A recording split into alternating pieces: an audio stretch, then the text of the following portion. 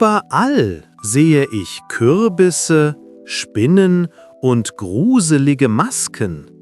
Aber ich frage mich, sind wir Deutschen vielleicht zu spießig für Halloween? Hallo und herzlich willkommen zu unserem Podcast. Ich heiße Jonas und ich freue mich sehr, zwei tolle Gäste bei mir zu haben, Anna aus Köln und Emily aus Kalifornien.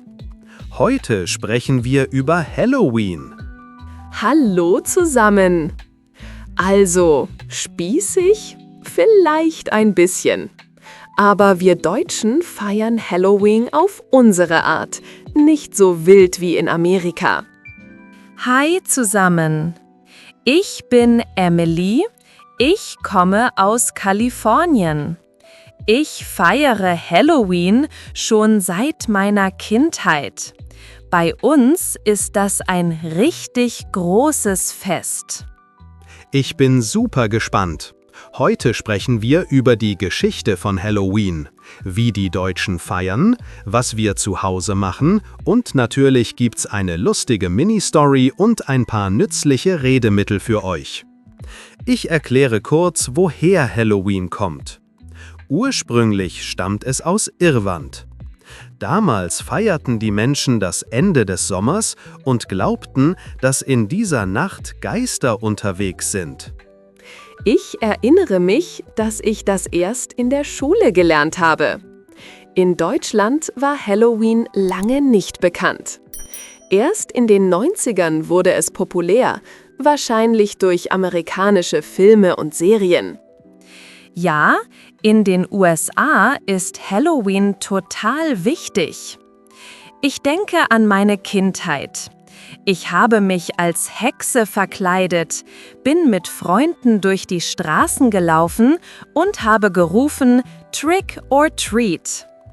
Ich merke, dass Halloween in Deutschland heute auch bekannter wird. Aber es ist kein offizieller Feiertag. Manche Menschen mögen es, andere finden es einfach zu kommerziell. Also, Anna, erzähl mal. Wie feiern die Deutschen eigentlich Halloween? Ich habe das Gefühl, jedes Jahr wird's ein bisschen größer, oder? Ja, stimmt. Früher war Halloween in Deutschland gar nicht so bekannt. Aber seit vielleicht 15 oder 20 Jahren wird es immer beliebter, vor allem bei Kindern und Jugendlichen.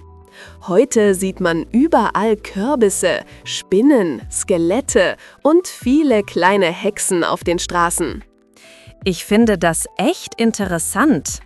In den USA ist Halloween ja ein riesiges Event mit Straßen voller Dekorationen. Wie ist das hier? Eher ruhig oder auch laut? Es kommt drauf an. In großen Städten wie Berlin oder Köln gibt es richtige Halloween-Partys mit Musik, Kostümwettbewerben und manchmal sogar Motto-Clubs. Aber in kleinen Städten oder Dörfern ist es oft gemütlicher.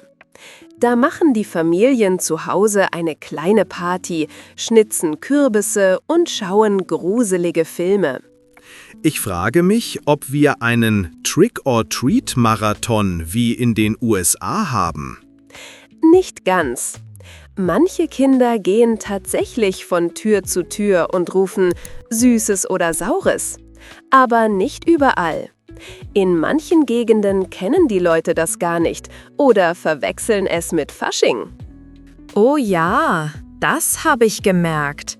Letztes Jahr wollte ich eine Schüssel mit Süßigkeiten bereitstellen, aber kein einziges Kind kam vorbei.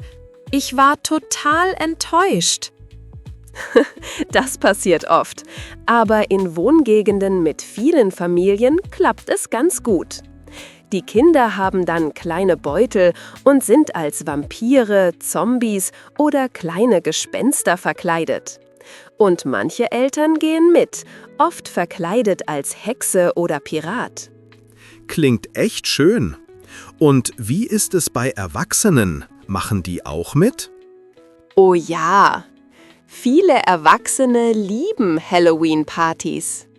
Sie dekorieren ihre Wohnungen mit Spinnennetzen, Totenköpfen und Kerzen. Oft gibt's auch Motto-Buffets, also Essen in Halloween-Form.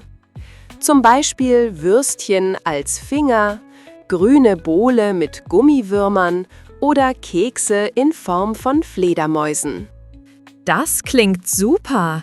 Ich mag auch, dass es in Deutschland oft einen Mix gibt. Ein bisschen Grusel, aber nicht zu extrem.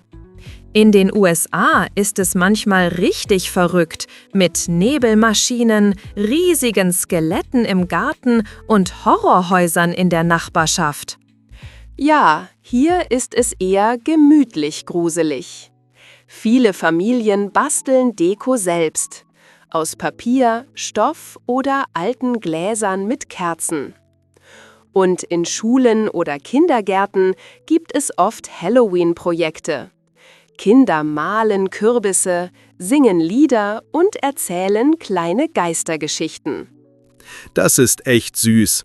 Ich habe neulich gesehen, dass manche Geschäfte im Oktober total verwandelt sind. Überall Masken, Perücken und schwarze Kleidung. Genau. Und es gibt sogar Halloween-Märkte, fast wie Weihnachtsmärkte, mit Snacks, Musik und Kostümständen. Oh, das wusste ich nicht. Ich dachte, das gibt's nur zu Weihnachten. Ja, es ist noch nicht so groß, aber es kommt langsam. Und viele Clubs machen spezielle Halloween-Nächte mit Tanz, Lichtshow und Preis für das beste Kostüm. Und was sagst du, Anna? Feiern ältere Leute das auch? Manche schon, aber eher aus Spaß mit den Enkeln. Viele Ältere sagen, Halloween ist doch gar nicht deutsch. Aber wenn sie sehen, dass die Kinder Spaß haben, machen sie meistens mit, wenigstens beim Kürbisschnitzen oder Süßigkeiten verteilen. Ich find's schön, dass sich die Kultur ein bisschen mischt.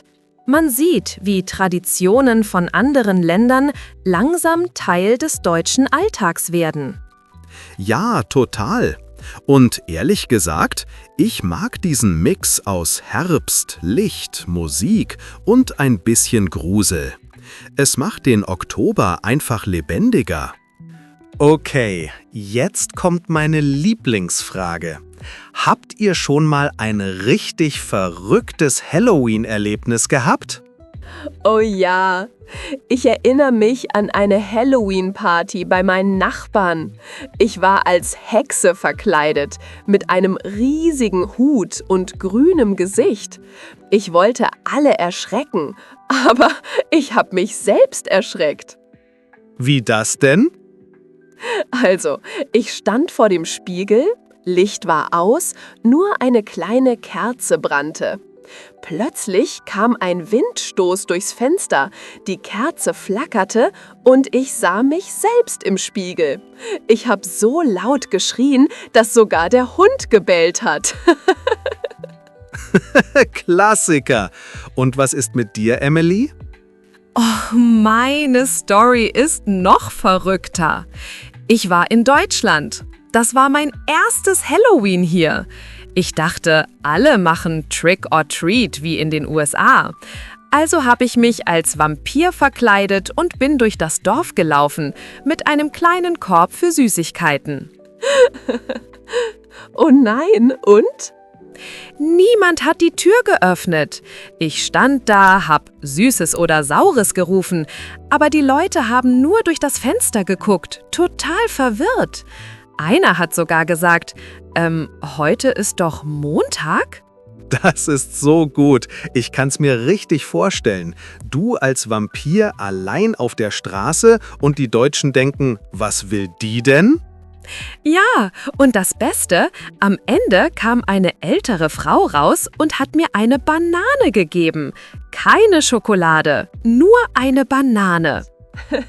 Das ist typisch deutsch, gesund und praktisch. Also merken wir uns, wenn ihr in Deutschland an Halloween klingelt, bekommt ihr vielleicht kein Süßes, aber wenigstens Vitamine. Ich vergleiche Halloween in den USA und in Deutschland. In den USA schmücke ich das ganze Haus mit Lichtern, Skeletten, Grabsteinen. Ich sehe Kinder in fast jeder Straße. Ich finde, in Deutschland ist es ruhiger. Manche Nachbarn machen mit, andere nicht. Ich glaube, es hängt vom Wohnort ab. In großen Städten feiern mehr Leute. Ich beobachte, dass in Süddeutschland früher ein ähnlicher Brauch existierte. Die Rübengeister. Die Kinder höhlen Rüben aus, machen kleine Gesichter hinein und tragen sie mit Kerzen durch die Straßen. Das klingt wunderschön. Ich denke, jede Kultur hat ihre eigenen Feste, aber Halloween verbindet viele Menschen. Ich übe jetzt mit euch ein paar einfache Sätze. Wiederholt sie laut nach, wenn ihr mögt. Ich verkleide mich als Hexe. Ich schnitze einen Kürbis. Ich habe Angst vor Spinnen. Ich esse Süßigkeiten und schaue einen Gruselfilm. Ich finde, diese Sätze sind super für die Shadowing-Technik. Sprecht langsam mit, dann schneller. So trainiert ihr Aussprache und Rhythmus. Ich fasse die wichtigsten Wörter zusammen, die ihr heute gehört habt. Der Kürbis, Pumpkin.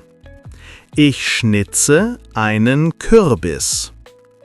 Sich verkleiden, to dress up. Ich verkleide mich als Vampir. Die Süßigkeit, Candy. Ich gebe den Kindern Süßigkeiten. Gruselig, scary. Der Film ist gruselig. Der Geist, Ghost. Ich sehe einen Geist. Das Kostüm, Costume.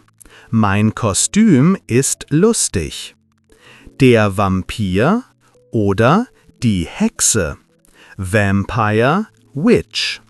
Ich verkleide mich als Hexe. Ich wiederhole noch ein paar Redemittel, die im Alltag nützlich sind. Ich freue mich auf die Party. Ich lade meine Freunde ein.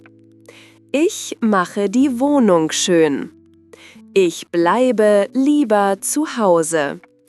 Ich sage vielen Dank an euch beide. Das war ein richtig schönes Gespräch.